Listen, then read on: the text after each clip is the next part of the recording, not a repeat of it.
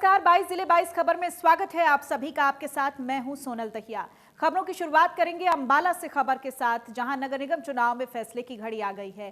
चंद घंटों के बाद काउंटिंग शुरू हो जाएगी। मतगणना को लेकर सुरक्षा व्यवस्था के पुख्ता प्रबंध कर लिए गए हैं। अंबाला के एसपी हामिद अख्तर मतगणना केंद्र के बाहर सुरक्षा व्यवस्था का जायजा लेने के लिए पहुंचे। इंडिया न्यूज से बातचीत के दौरान एसपी हामिद अख्तर ने कहा, सुरक्षा व्यवस्था पुख्ता है और ईवीएम को 2 लेयर की सुरक्षा में रखा गया है।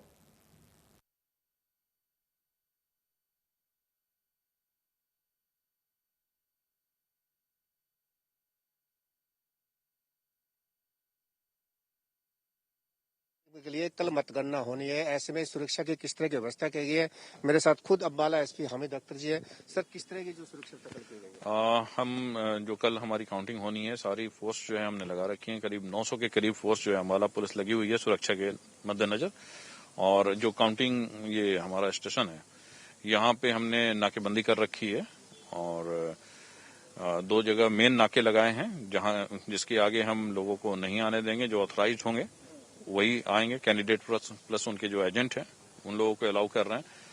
बाकी और भी शहरों में जो भी नाके हैं, जहां भी इम्पोर्टेंट हमने सोचा है, वहां पे हमने फोर्स लगा रखी है। ईवीएम स्ट्रांग रूम की किस तरह से कितने लेयर सुरक्षा व्यवस्था की गई? उसकी 2 लेयर्स में सुरक्षा की गई है। एक तो जो मेन गेट, जो आउटर बाउंड्री है, हमने उसको सिक्योर किया हुआ है और एक इनसाइड की ड्यूटी है, वो डीएसपी हमारे हैं, उनके जिम्मे लगा रखी है।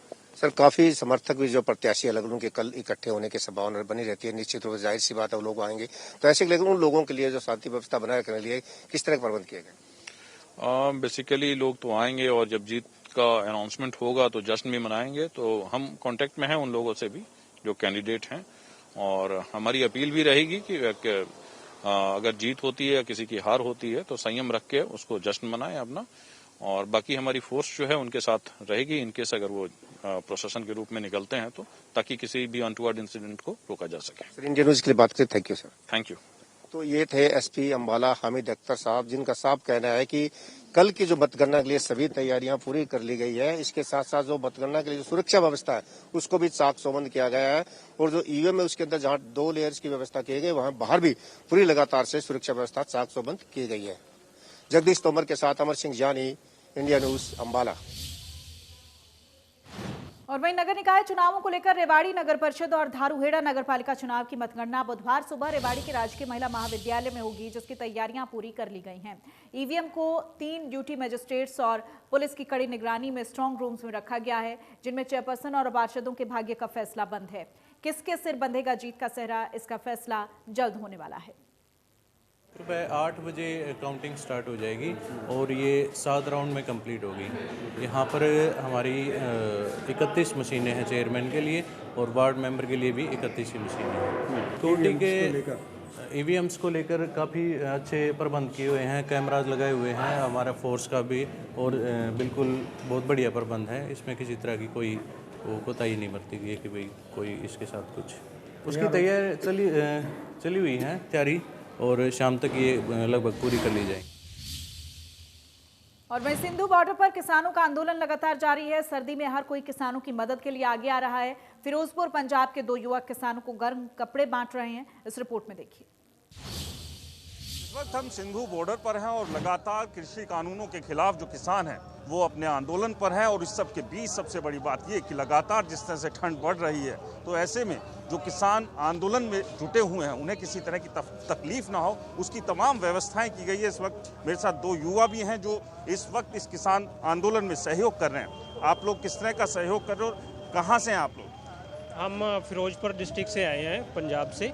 तो हमें लोड महसूस हुई कि सर्दी बहुत बढ़ रही है, उसके कारण हमने फिर इनर और गर्म कपड़े खरीद के आज दिल्ली से लेके आए हैं। तो आज वही किसानों को बांट रहे हैं। वही हमारा जो तिल पुल है हमारे पास, वो दान कर रहे हैं हम। लगातार आंदोलन चल रहा है, कितने दिनों से आप लोग सेवा कर रहे हैं? हम तो काफ़ी दिन से आ रहे हैं। कुछ जो हमने पग्गों का भी लगाया था, काफ़ी दिन से लगा रहे हैं। आज भी आए हैं, दिल्ली से लेके आए हैं, अब देने आए हैं इनको, लिए स्पेशल आए हैं इसलिए। तो ऐसे ही चलता रहेगा, जिस दिन हमारी इच्छा होगी हम आएंगे। ऐसी कितनी जो गर्म बनियान और जो आप बता रहे हैं वो बाकायदा अपनी गाड़ी के अंदर जो है वो डालकर दोनों ये युवा यहाँ पर पहुँचे हुए हैं, ताकि जो किसान हैं, क्योंकि लगातार ठंड बढ़ रही है और ऐसे में खुले आसमान के नीचे जो किसान आंदोलन कर रहे हैं कृषि बिलों के खिलाफ, उन किसानों के लिए बाकायदा ये गर्म बनियान लेकर ये दोनों युवा यहाँ पहुँचे हैं और लगातार पिछले कई दिनों से किसानों की सेवा कर रहे हैं। अभी तक कितनी ऐसी जो आप ये गर्म बनियान और पजामियाँ बांट चुके हैं? अभी आज हम 100 पीस लेके आए थे, तो आधी तो अभी तक बन चुकी है। तो 5-6 दिन पहले हमने पगड़ियों का यहाँ पे लंगर लगाया था, तो 5 दिन तक हमने पगड़ियाँ यहाँ पे लोगों के बांधी थी और यहाँ पे बांटी थी ज़रूरतमंद को। अभी ठंड भी बढ़ रही है और जिस तरह से हालात लग रहे हैं कि हो सकता है आंदोलन के दिन भी बढ़ते जाएं, तो ऐसे में लगातार जारी रहेगी ये सबसे? बिल्कुल, हमारे हौसले बुलंद हैं, तो जितना लंबा सरकार चलना चाहेगी हम चलने के लिए तैयार हैं। सारी व्यवस्थाएं हैं हमारे पास, तो सारी जवानी में भी जोश है और सभी हम साथ मिलकर चल रहे हैं। पूरा सहयोग मिल रहा है पूरे भारत से हमें। तो किसान आंदोलन कानून को वापस नहीं लेता है, तो उसकी भी तैयारियां हर स्तर पर हर किसी ने की हुई है। सिंधु बॉर्डर से राज। और वहीं पलवल में किसान नेता राकेश टिकैत के बयान पर बवाल थमने का नाम नहीं ले रहा है। पलवल में राकेश टिकैत के खिलाफ विरोध प्रदर्शन कर उनका पुतला फूंका गया।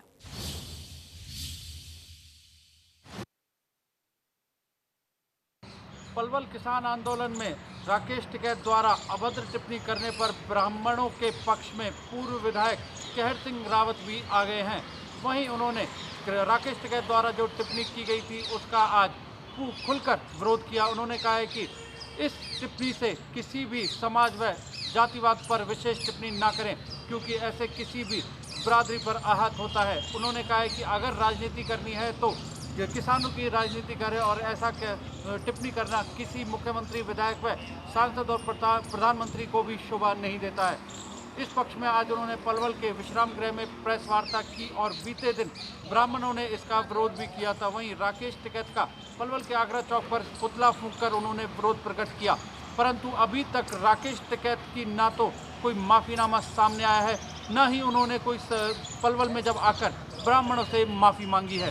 वहीं राकेश टिकैत का एक वीडियो वायरल हो रहा है जिसमें वह ब्राह्मण व मंदिरों में बैठे हुए पुजारियों को लेकर अभद्र टिप्पणी करते हुए दिखाई दे रहे थे। उसके बाद लगातार यह मामला तूल पकड़ा और उसके अब समर्थन में ब्राह्मणों के साथ हथीन से पूर्व विधायक कहर सिंह रावत ने भी अपना समर्थन दे दिया। कैमरामैन करतार के साथ नितिन शर्मा, इंडिया न्यूज पलवल। और वहीं चरखी दादरी में आम आदमी पार्टी कार्यकर्ताओं ने विधायक नैना चौटाला के आवास का घेराव किया है। आम आदमी पार्टी कार्यकर्ताओं ने नैना चौटाला से इस्तीफे की मांग की। चरखी दादरी जिले के बारडा से विधायक नैना चौटाला के इस्तीफे की मांग को लेकर आम आदमी पार्टी के जिला कार्यकर्ताओं के द्वारा नैना चौटाला के आवास का घेराव किया गया व जोरदार रोष प्रदर्शन किया गया। साथ ही नैना चौटाला के इस्तीफे की मांग भी की गई। आम आदमी पार्टी कार्यकर्ताओं का कहना था कि 1 महीने से कड़ाके की सर्दी में किसान बैठे हैं, लेकिन जनप्रतिनिधि कुछ भी नहीं कर रहे हैं। उन्होंने कहा कि जनप्रतिनिधि इस्तीफे देकर न केवल किसानों के बीच में जाएं बल्कि उनकी जोरदार पैरवी भी करें। इस प्रदर्शन व आवास के घेराव के दौरान भारी तादाद में पुलिस बलों को तैनात किया गया था और इस दौरान आम आदमी पार्टी कार्यकर्ताओं के द्वारा इस्तीफे की मांग को लेकर नैना चौटाला के प्रतिनिधि को ज्ञापन पत्र प्रेषित किया गया। चरखी दादरी से सहयोगी अनिल लहरी व वीडियो जर्नलिस्ट सुमित अवस्थी के साथ रवि जांगड़ा, इंडिया। और वहीं कृषि कानूनों के खिलाफ कड़कड़ाती ठंड में किसान दिल्ली बॉर्डर पर 1 महीने से भी ज्यादा समय से धरने पर बैठे हैं। किसानों ने घोषणा की हुई है कि जब तक सरकार के साथ वार्ता सफल नहीं होती तब तक हरियाणा के सभी टोल प्लाजास को फ्री रखा जाएगा। किसी भी वाहन चालक को कोई शुल्क नहीं देने दिया जाएगा। और वहीं आपको बता दें कि 4 दिन से किसान प्लाजा पर धरने पर बैठे हैं और किसानों से हमारे संवाददाता जोगिंदर कुंडू ने बातचीत की। पिछले 1 महीने से कृषि कानूनों के विरोध में किसान करीब 1 महीने से ज़्यादा समय हो चुका है दिल्ली बॉर्डर पर डटे हुए हैं। लगातार किसानों की यही मांग है कि जो कृषि कानून है जो 3 उनको सरकार वापस ले, उनको ख़त्म करे। लगभग 1 महीने से भी ज़्यादा का समय इस समय बीत चुका है और इस कड़कड़ाती ठंड में किसान दिल्ली बॉर्डर पर डटे हुए हैं। इस समय हम कैथल के थाना टोल प्लाजा है, यहाँ पर जो किसान हैं उन्होंने थाना टोल प्लाजा को बंद किया हुआ है। हर आने जाने वाले वाहन को यहाँ से फ्री निकाला जा रहा है, किसी से कोई चार्जिंग नहीं ली जा रही, क्योंकि लगातार किसानों की वार्ता पहले भी हो चुकी है। और किसानों से हम बातचीत करेंगे, उनसे पूछेंगे कि कितने दिन का जो धरना रहेगा, उनसे हम बातचीत करेंगे और किसानों से पूछेंगे कि जो ये कल की जो वार्ता है वो किस तरह रहेगी। लगातार किसान यहाँ पर धरने पर पहुँच रहे हैं। हमारे साथ किसान यहाँ पर खड़े हैं, पूछेंगे उनसे। सर बताइए, कल वार्ता सरकार के साथ होने जा रही है, इससे पहले भी 7 बार जो वार्ता हो चुकी है परंतु सिरे नहीं चढ़ पाई। क्या लगता है कि सरकार 3 कानून है जो कृषि कानून वापस लेगी? सरकार के दिल में पूरा खोट है। पहले 5 बार भी इतनी देर जो सरकार ने लगाई वो दुर्भाग्यपूर्ण है। सरकार के दिल में खोट है, बेईमाना है। कल भी हमें कोई उम्मीद नहीं है कि सरकार तीनों काले कानून रद्द करेगी, लेकिन ये बता देना चाहते हैं जब तक तीनों काले कानून रद्द नहीं होंगे तब तक ये आंदोलन खत्म नहीं होगा। आप युवा किसान हैं, युवा हैं। और वहीं कृषि कानूनों को लेकर कल केंद्र सरकार के साथ किसान संगठनों की बैठक होनी है, लेकिन इसी बीच किसान लगातार भूख हड़ताल पर बैठे हुए हैं। क्रमिक भूख हड़ताल की इसी कड़ी में टीकरी बॉर्डर पर 11 दूसरे किसान भूख हड़ताल पर बैठे। उन्होंने कहा कि सरकार को अपने कानून वापस लेने ही पड़ेंगे। किसानों के इस आंदोलन को समर्थन देने के लिए चरखी दादरी से अपने कंधे पर हल लेकर एक किसान टीकरी बॉर्डर पहुंचा। संजीव नाम के इस किसान ने चरखी दादरी के शहीद स्टेडियम से टीकरी बॉर्डर तक की अपनी 100 किलोमीटर की पैदल यात्रा की है। संजीव की माने तो अपने कंधे पर रखे हल को पैदल ही किसान घाट तक लेकर जाएगा। किसान संजीव का कहना है कि उनका संदेश इसी बात को लेकर था कि सरकार जल्द से जल्द किसानों की समस्या का हल निकाले। 30 दिसंबर को ट्रैक्टर रैली भी निकाली जानी है। इस हल का वजन 18 किलो के लगभग है और मेरे इस हल यात्रा निकालने का मकसद सरकार को यह बताना है कि सरकार से विनम्र विनती है कि जो किसान भाई 34 दिन से सरकार के द्वार पर आकर बैठे हुए हैं उनकी समस्या का जल्द से जल्द निराकरण करके नए साल तक उनको सकुशल घर भेजे जाए। 1 तारीख को हमने पूरे दिल्ली और हरियाणा के जो साथ में गांव हैं उनको न्योता दिया भोजन का। और नया साल इस बार अफसोस की बात, जब नया साल आता है कोई गुरुद्वारे में जाता है, कोई मंदिर में जाता है, कोई मस्जिद में जाता है, शुभकामना मांगते हैं नया वर्ष के लिए भी हम अच्छा आए। लेकिन अफसोस की बात है हिंदुस्तान की गवर्नमेंट ने, बीजेपी गवर्नमेंट ने हमको ये दिल्ली के रोडों पर नया साल मनाने के लिए मजबूर किया।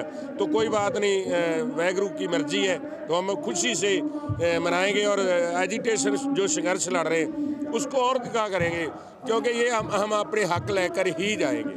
ये टोल फ्री हरियाणा की हमारी टिकरी बॉर्डर से शुरुआत की गई थी। सबसे पहले हमने यहाँ से बोला था कि जो मेरे पंजाब के बड़े भाइयों ने कई महीनों से पंजाब का टोल फ्री कर रखा है, उस हरियाणा का किसान ही ज़्यादातर दिल्ली पर आ रहा है तो चारों रास्तों से। हमने भी यहाँ से कॉल की है कि भाई ये हरियाणा के जब तक ये आंदोलन चलेगा तब तक सारे के सारे टोल फ्री किए जाएंगे। मैं मेरे किसान साथियों को जो गाँव में हैं उनका भी यहाँ से आपके माध्यम से धन्यवाद करना चाहूँगा कि जो उन्होंने हमारी कॉल के ऊपर एक ही कॉल के ऊपर कहा था कि टोल फ्री कर दिए जाएंगे। हरियाणा के सारे टोल फ्री है इस हाल। और वहीं फरीदाबाद में दिल दहला देने वाली घटना सामने आई है। बीमारी से तंग आकर एक बुजुर्ग व्यक्ति ने चलती कार में आग लगाकर अपनी जीवन लीला को समाप्त कर लिया।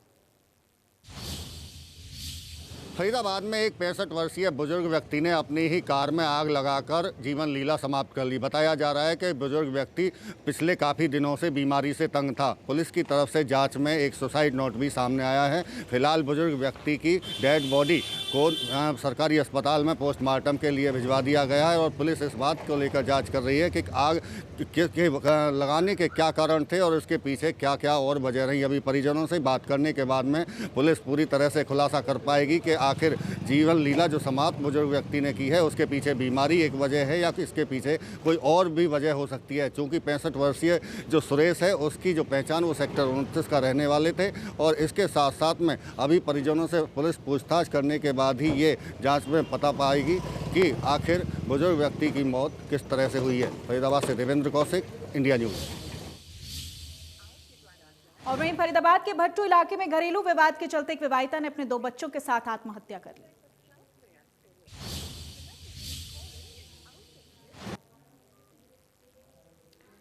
पुलिस के मुताबिक मृतक महिला की उम्र 25 साल है और उसका नाम रजनी है। जांच अधिकारी ने बताया कि रजनी ने घरेलू कलह के चलते अपने 2 बच्चों जिनमें 5 साल की बेटी और 2 साल का बेटा समेत घर में पानी के टैंकर में छलांग लगा दी, जिसमें तीनों की मौत हो गई है। आत्महत्या की खबर मिलने के बाद पुलिस मौके पर पहुंची और शवों का पोस्टमार्टम किया गया। ऐसा है कि अभी कंप्लेनेंट आएंगे हैं, अभी उनकी स्टेटमेंट जो भी एप्लीकेशन देंगे उसके अनुसार कार्रवाई होगी और इसमें तफ्तीश की जाएगी। मामला घरेलू है तो इसके परिवार के जो भी बताएंगे वाटर टैंक में डेड बॉडी मिली है। अच्छा, माँ है, कुत्ते हैं। जांच जारी है सर। हाँ, और वहीं हिसार में हरियाणा कृषि विश्वविद्यालय के गेट नंबर 1 के सामने राजेश नाम के एक शख्स की हत्या कर दी गई। बताया जा रहा है कि युवक के दोस्त ने उसकी हत्या की है। राजेश को 3 गोली मारी गई जिसमें उसकी मौत हो गई। हत्या का आरोप राजेश के दोस्त धनंजय पर लगा है, जो साल 2018 में मेयर पद का चुनाव लड़ चुका है। वारदात स्थल से 3 खोल भी बरामद किए गए हैं।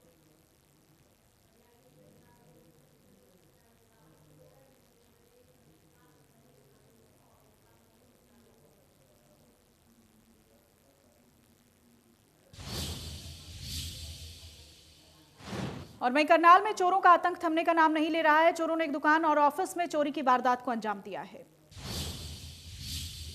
करनाल में आज फिर 2 जगह चोरी की वारदात को अंजाम देकर चोर फरार हो गए हैं। पहली घटना करनाल के दयालपुरा गेट में हुई, जहां पर एक ट्रस्ट के ऑफिस में चोरों ने सेंधमारी की और वहां से नकदी व डीवीआर चोरी करके फरार हो गए। वहीं दूसरी घटना सदर बाजार की है, जहां पर एक कार्यालय से जो कि दुकान थी उसमें उन्होंने चोरों ने सेंध लगाई और वहां से भी नकदी चोरी करके फरार हो गए। कुल मिला के जिले में करनाल में आज 2 चोरियां हुई और दोनों जगह से नकदी व सामान चोरी करके चोर फरार हो गए हैं।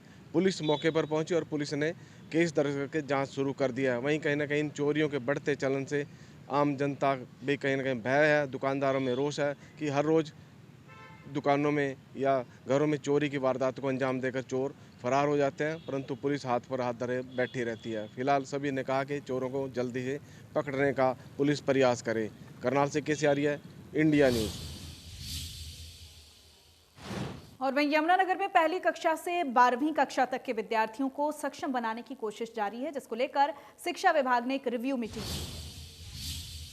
जिला सचिवालय जगाधरी के एसडीएम कार्यालय में आज सक्षम रिव्यू मीटिंग हुई, जिसमें ब्लॉक स्तर के अधिकारियों ने भाग लिया।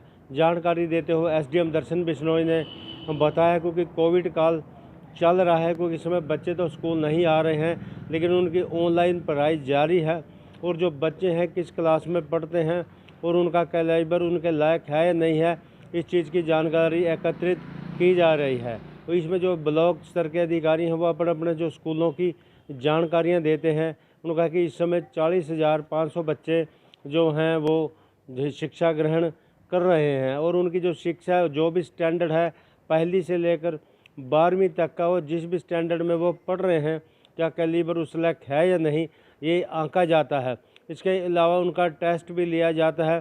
टेस्ट के माध्यम से देखा जाता है ताकि जो बच्चा है उनकी गुणवत्ता आए और जिस भी स्टैंडर्ड में पढ़ता है उस स्टैंडर्ड तक उसको जानकारी हो, ताकि आगे चलकर वो एक कामयाब नागरिक बन सके। यमुनानगर से देवीदास शारदा, इंडिया न्यूज़ हरियाणा।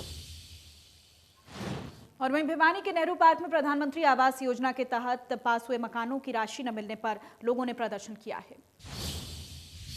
प्रधानमंत्री आवास योजना के तहत पास हुए मकानों के लिए धनराशि अभी तक न मिले जाने से क्षुब्ध भिवानी के कई कॉलोनियों के निवासियों के द्वारा जोरदार बवाल काटा गया।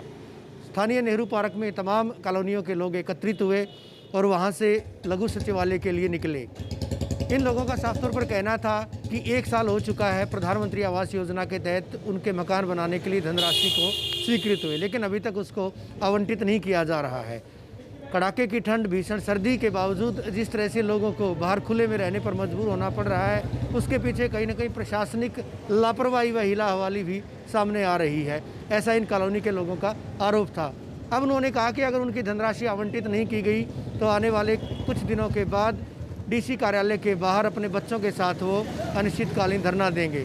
बहरहाल देखने वाली बात यह होगी प्रशासन इस पूरे मामले में क्या कार्रवाई कर पाता है। वीडियो जर्नलिस्ट सुमित अवस्थी के साथ रवि जांगड़ा, इंडिया न्यूज़ हरियाणा। और वहीं महेंद्रगढ़ नगरपालिका के प्रधान के निलंबित होने पर उप प्रधान रमेश कुमार ने प्रधान का चार्ज संभाला है। प्रधान का चार्ज संभालते ही रमेश कुमार ने कहा है कि उनकी प्राथमिकता शहर के विकास की होगी, साथ ही उनकी कोशिश लोगों की समस्याओं के समाधान करने की होगी।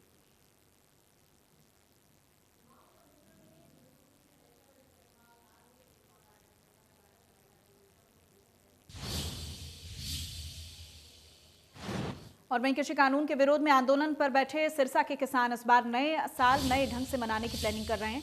सिरसा के बाजारों में बोर्ड लगाए गए हैं जिसमें जिक्र किया गया है कि नवा साल किसाना दिनाल।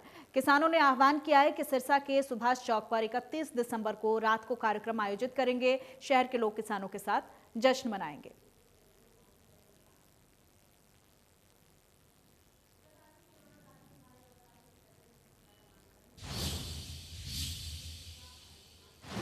और फिलहाल इस बुलेटिन में इतना ही। आप देखते रहिएगा इंडिया न्यूज़ हरियाणा।